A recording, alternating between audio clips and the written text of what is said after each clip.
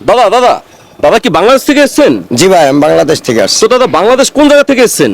ফরিদপুর থেকে। ফরিদপুর থেকে। দাদা এই বাংলাদেশের অবস্থাটা কি? কেন, ভালো? ভালো। তো দাদা এই হঠাৎ করে আপনি এই বাংলাদেশ থেকে কলকাতায় আসছেন কেন? আরে মাগ্গার পো, কলকাতায় কেন আইছি তোকে কইতে হইব? দাদা হোয়াট মিন মাগগরপো?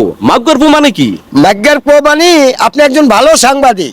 দাদা সেটা না হলে বুঝলাম, কিন্তু আপনি কলকাতায় এসেছেন কি জন্য সেটা তো বলবেন।